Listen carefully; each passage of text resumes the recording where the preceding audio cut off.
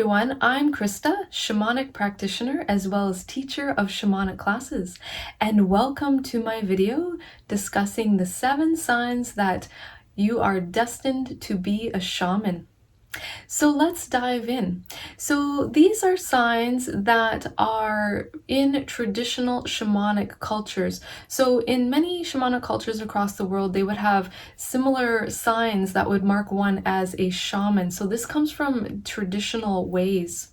So the first sign is that you have an ancestor who was a shaman, a medicine man, medicine woman, medicine person. And you come from a long line of medicine people. You come from a long line of shamans.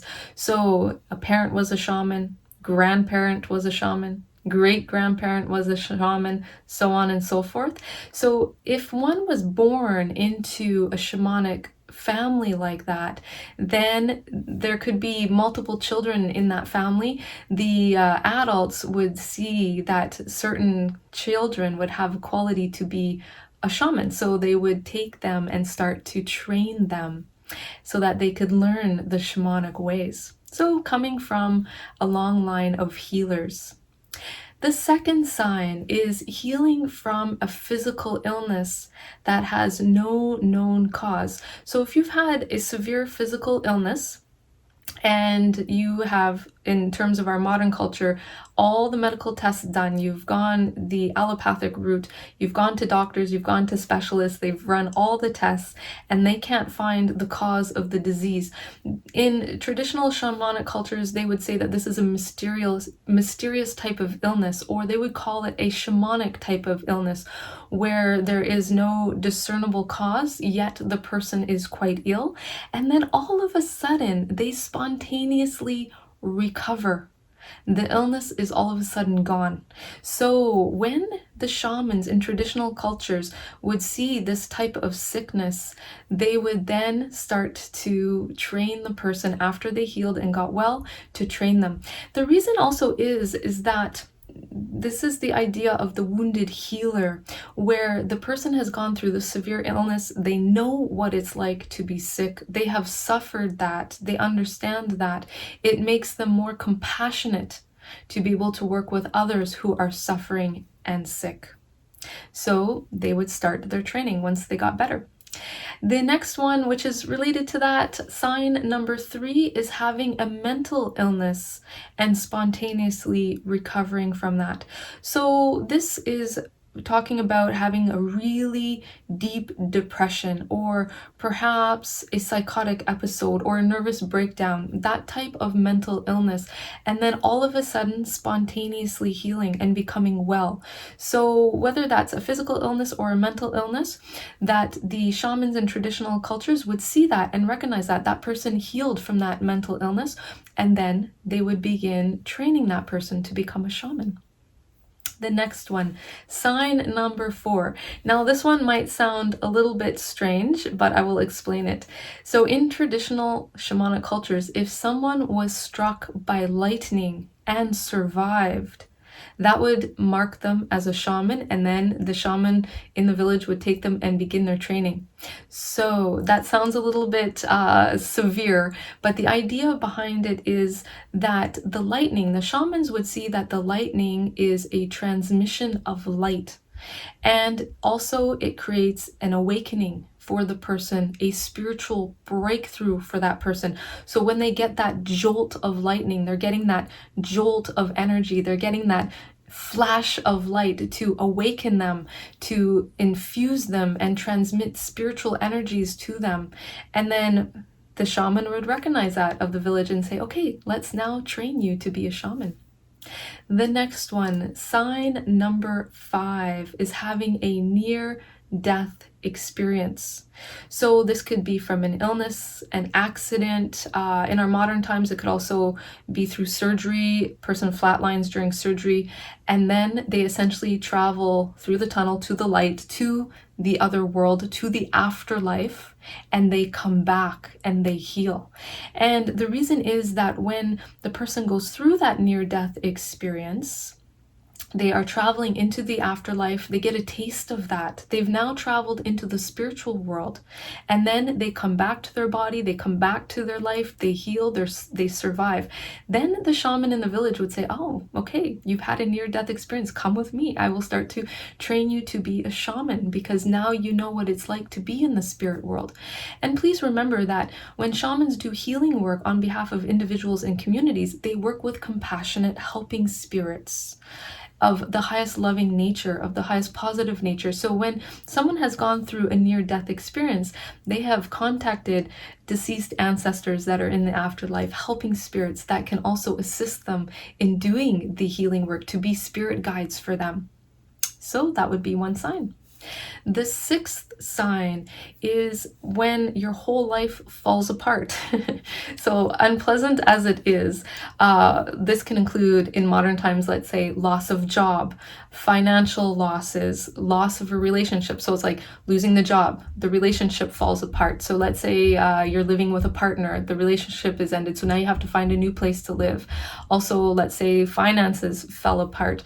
It's like where everything in life is falling apart, and it's quite severe in that way. It's all at once or in a very short period of time. Now, that is a mark of a shaman, because there is this devastation that happens. And I know that's a strong word, but this is essentially breaking down everything that was not working in your life. And your spirit guides in the spirit realm are trying to nudge you towards your true path. Your path as a healer. So this is why all of this big change starts to happen all at once or in a very short period of time. Because what happens is, when you're in that type of situation where everything is falling apart, then maybe the direction you were going in was not the direction for you. And then you start to go into self-examination, saying, okay, well, my life is changing. Maybe I wasn't very satisfied in that job or that relationship. And then now you're starting to look at what will be fulfilling for you, and starting to go within yourself to get to know yourself, to also rebuild your life. So that would be a sign of a shaman. So when everything is changing like that, in modern times, the shamanic teacher, the shamanic practitioner would say, okay, now let's begin your training. Let's now look at your true path, and helping you to walk your true path with beauty, with light and healing energy and empowerment. The seventh sign is also having a strong calling to shamanism, having a strong calling to do this work, to be of service to others, to step into that role of healer, to serve others in the most positive way. So just this really strong calling. So in your heart, it's just like, oh, you just have this strong calling. I would like to study this. I would like to look into this. I'd like to go deeper. I'm curious. I would love to be in service of others and in service to humanity, to alleviate pain, suffering, illness, to help people to be better, to be well, to assist them on their own healing journeys. So just this really strong calling. When there's that strong calling, people often will have dreams of power animals, animal spirit guides. I have another video on what power animals are.